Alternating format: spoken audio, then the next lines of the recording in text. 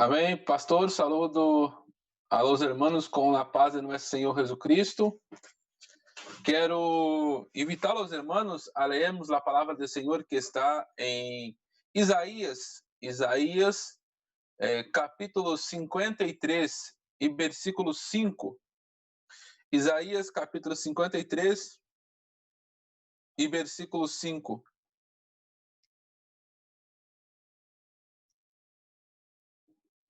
Glória a Deus. Amém? Vamos estar lendo a palavra do Senhor. Mas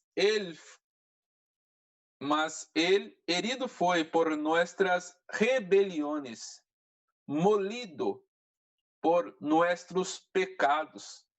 El castigo que nuestra paz foi sobre ele, e por su llaga fomos nosotros curados. Amém. Hasta aí, hermano, solamente esse versículo 5. Mis hermanos, nós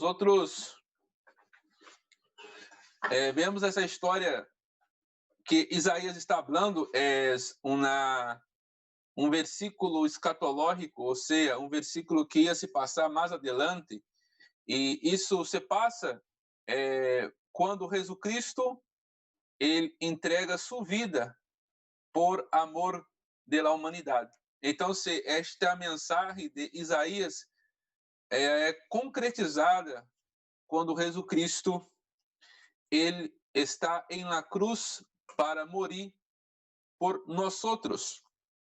Amados irmãos, nós outros vemos a importância que é este sacrifício de Jesus Cristo. Um sacrifício que no Antigo Testamento já estava falando sobre ele, igual vemos em Isaías.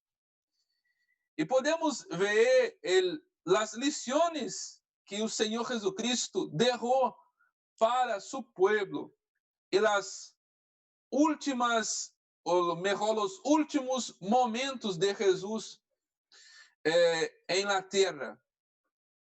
Quando Jesus ele chega no cenáculo, ele deixa algumas lições para seus discípulos. Ele então se reúne com seus discípulos e empieza então as últimas lições para seus discípulos ou seus aprendizes. Então ele pesca os pés de los discípulos e empieza a lavar os pés de los discípulos, ensinando a eles a humildade, ensinando a eles que Jesus, sendo servo, sendo Senhor, ele deixou para ser servo, deixou para servir. Então, nós já vemos isto antes. Jesus em los cielos, junto com o Padre, reinando, ele deixou para ser servo e para servir nós outros. E ele empieza a lavar os pés dos discípulos, ensinando aos discípulos que nós outros temos que ser servos, está pronto, está listo para servir na seara do Senhor, para servir na obra do Senhor. E depois, então, que ele empieza a nos ensinar com esta mensagem da humildade, lavando os pés dos discípulos, vemos que ele empieza a falar do novo mandamento. Algumas pessoas têm uma equivocação. Imagina que o Antigo Testamento está aniquilado, mas não está aniquilado. Deus, ele não é, tem tem uma enfermidade que a pessoa, eu não me recordo agora o nome, mas a pessoa ou está bem, amanhã está mal, ou está bem, amanhã está mal. Então, há uma enfermidade, pelo nome agora não me recordo. Pero Deus não é assim. Deus hoje não está bem, amanhã está mal. Hoje hace uma coisa, amanhã não hace mais. Amanhã já inventa outra coisa. Deus, ele deixou o mandamento para ser seguido. O mandamento foi tão importante que o mandamento foi dado para Moisés arriba do Monte Sinaí, escrito por Deus. com as letras de Deus. Então, o mandamento não está aniquilado. O mandamento de Deus não está acabado. O que passou foi que Jesus, vindo a hora como servo, ele resumiu os mandamentos para nós outros gentiles. O mandamento foi resumido para nós outros gentiles, que se resume em amar a Deus sobre todas as coisas e o próximo como a ti mesmo. Se você pescar os 10 mandamentos do decálogo de la Torá, os 10 mandamentos da Torá se resumem em 2 coisas: amar a Deus sobre todas as coisas e o próximo como a ti mesmo. Aí habla, não furtarás, não dará falso testemunho, não hablará em nome do Senhor em vano. Então, se você resume tudo isso em o quê? Amar a Deus e amar seu próximo. Então, com esta mensagem, não é o Senhor Jesus Cristo, ele empieza a ensinar seus discípulos a importância que é ter nosso coração lleno do fruto do Espírito Santo. Ter em nossa vida o fruto do amor de Deus em nossas vidas. Ele ensina a sermos servo e teremos o fruto do Espírito Santo em nossas vidas. Então, se ele consuela seus discípulos, ele empieza a falar de sua segunda venida e consuela seus discípulos que quedaram tristes, porque sabiam que já se estava chegando o momento da crucificação, da entrega de Jesus para salvar os pecadores. Antiguamente, Deus trabalhava com cordeiros. O cordeiro, ele tampava os pecados de los antigos judíos. O que Deus fazia? Deus, ele instituiu uma lei para ser seguida. Se você empieza a ler o Antigo Testamento, você vai ver as leis de Deus para Israel. Então, se o cordeiro tapava os pecados das pessoas, as pessoas cometiam pecados, chegava delante do sacerdote com um cordeiro, ou com uma paloma, ou com um sacrifício. Este sangue deste sacrifício, ele cobria, tapava os pecados desta pessoa. Então, a hora Deus estava preparando um cordeiro que não ia somente tampar os pecados das pessoas. Este cordeiro ia sarar as pessoas, curar as pessoas. Porque as pessoas continuavam enfermas espiritualmente. Então, se Jesus, caminhando para este sacrifício, nós conhecemos a história que ele foi traicionado por Judas. Ele falou com Pedro falou que ia-se com ele até o fim. Ele falou, não, você não vai comigo até o fim, antes que o gallo cante, me negará 3 vezes. E então, seu Senhor empieza a hora as instruções da cena. E na cena, ele partiu o pão e bendeciu, e repartiu a seus discípulos. Então, se ele acende esse resto com seus discípulos, o pão simboliza o corpo de Cristo sendo partido, sendo rompido por nossos pecados. O Senhor Jesus estava ensinando a seus discípulos, mira, está vendo este pão que está inteiro? Me vou pescar para vocês aqui, aqui é um papel. Está vendo este pão que está inteiro? O Senhor Jesus ha dicho assim, este pão é meu corpo. Este corpo vai ser rompido por amor a ustedes. Jesus, então, ele partiu aquele pão, simbolizando seu corpo. Ele pescou na copa de cálice de vinho e compartilhou com os discípulos, ensinando aos discípulos o simbolismo de seu sangue. O corpo e a sangue. Queridos, o nosso Senhor Jesus já estava desenhando a seus discípulos Este corpo vai ser quebrado. Esse corpo vai ser rasgado. Este corpo vai ser dilacerado. Este sangue que está por dentro de meu corpo, que está em minhas venas, meu corpo será aberto e meu sangue será derramado. Derramado por ustedes, derramado para a humanidade. E Jesus então se caminha para Getsemane. O momento de beber o cálice de la ira de Deus havia chegado. Jesus está em um momento de beber o cálice de la ira de Deus. Deus, ele estava irado com seu povo, irado com a humanidade, porque a humanidade ela dá a espalda para Deus. A humanidade rechaça Deus. Então, se Deus quedou irado com a humanidade, esta natureza adâmica, pecaminosa, adentrou em nossas venas e já nascemos corrompidos, já nascemos com o pecado estampado em nossa cara.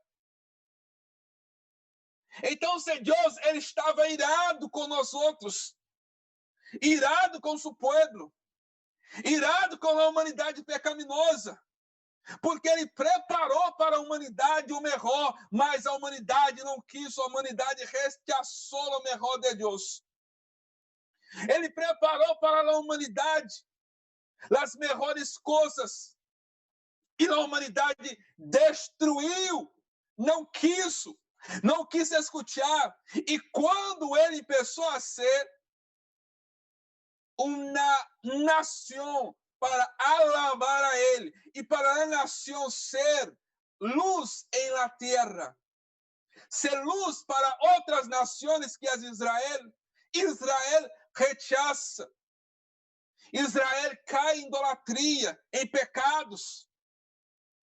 Então, se a ira de Deus já estava a ponto de se explotar. E agora o que vai ser? Alguém tem que tomar a copa da ira de Deus e beber ela. Alguém tem que tomar esta copa da ira de Deus. Não é a misericórdia de Deus, é a ira de Deus. É a ira de Deus. É o enojo de Deus. É a fúria de Deus contra uma humanidade pecaminosa. É a mão de Deus para esmagar esta humanidade pecaminosa. Então, se um voluntário preparado por Deus, ele pescou esta copa desta ira. E quando ele começa a tomar esta ira, a beber esta ira, seu corpo começa a colapsar-se.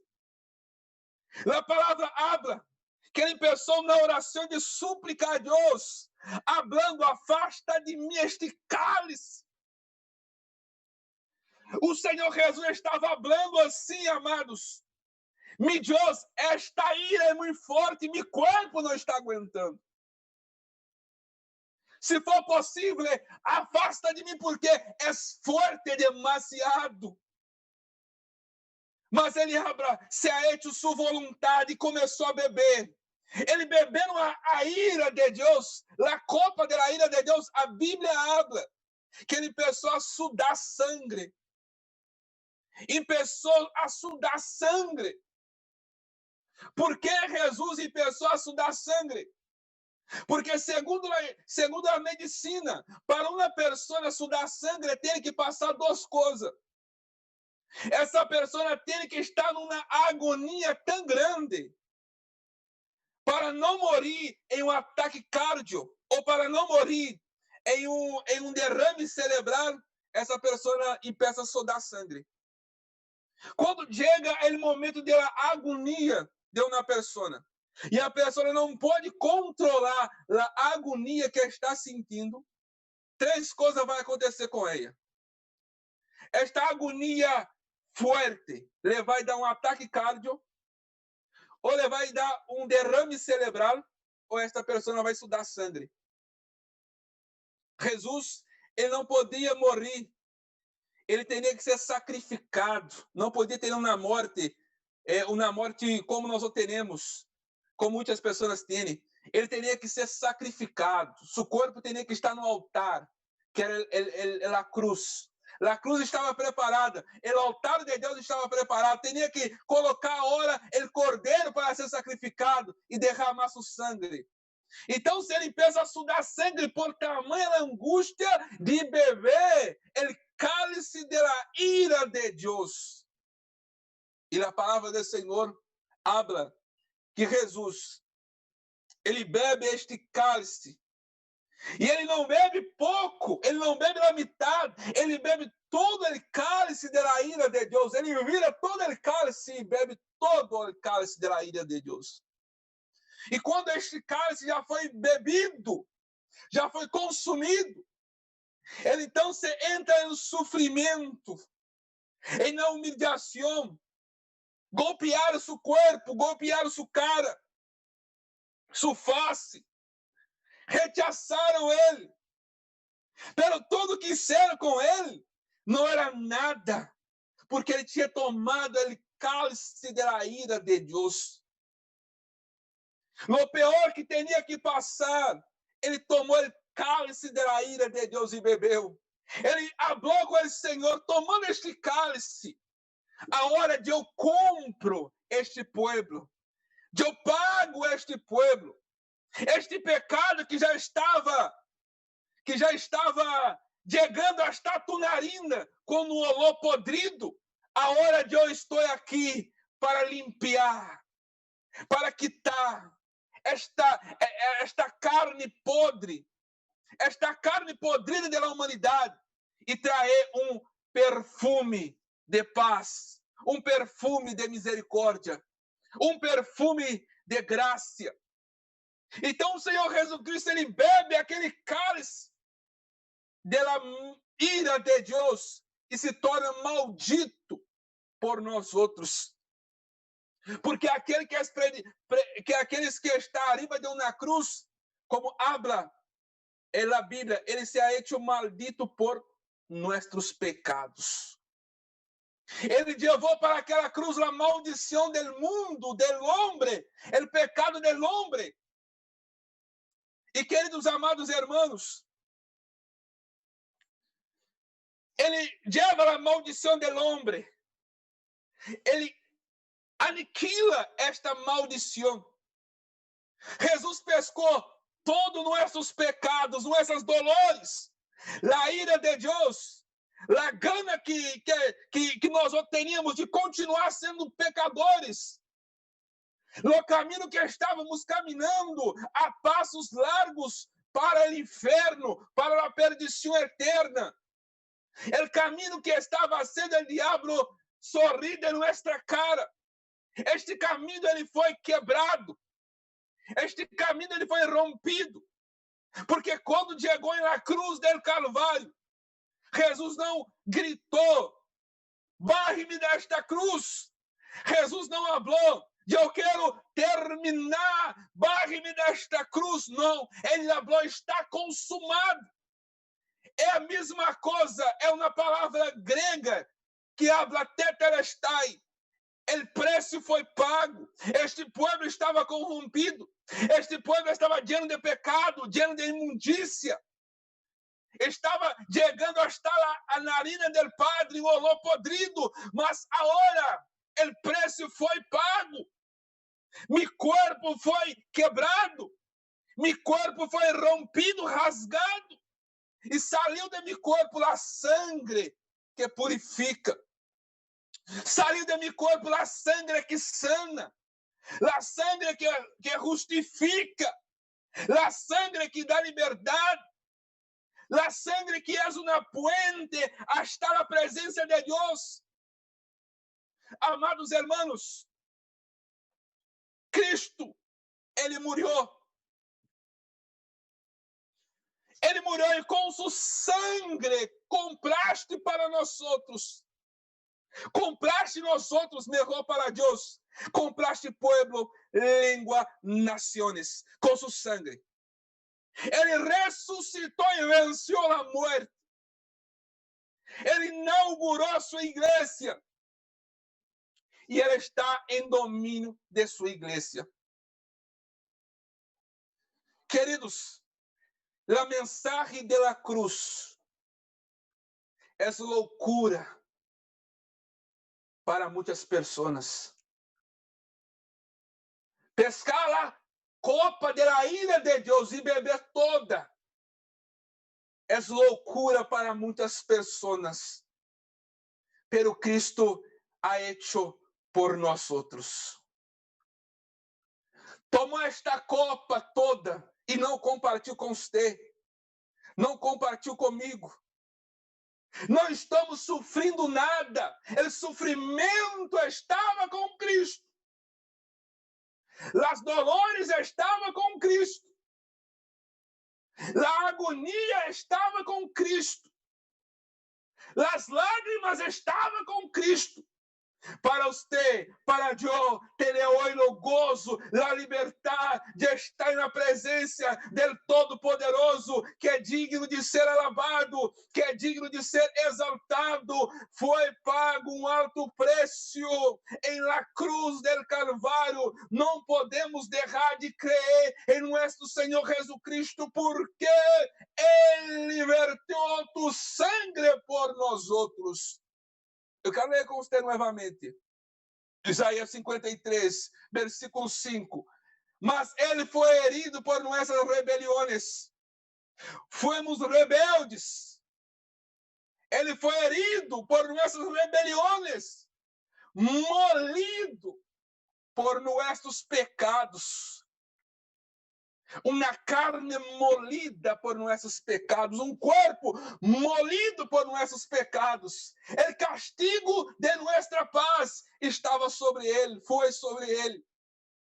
Esta paz, este gozo que você está tendo hoje, de estar na presença de Deus, não se olvide que atrás, aleluia, o Todo-Poderoso preparou um sacrifício.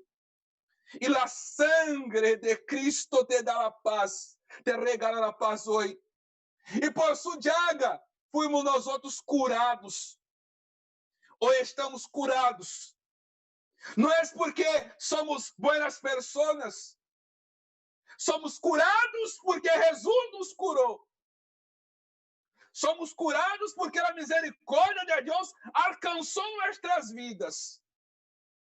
Então, eu quero fazer uma invitação a você, que todavia não é cristiano, que só você está em um lugar, junto com sua família, e que só tu mamá, tu papá, tu avô e tua avó és um servo de Deus, e você está escutando esta mensagem. Não rechace esta mensagem, porque por você, Cristo tomou a copa da ira de Deus. A ira que ia chegar em sua casita, a ira de Deus que ia chegar em sua porta, ia te destruir. Ele pescou esta copa da ira de Deus e bebeu.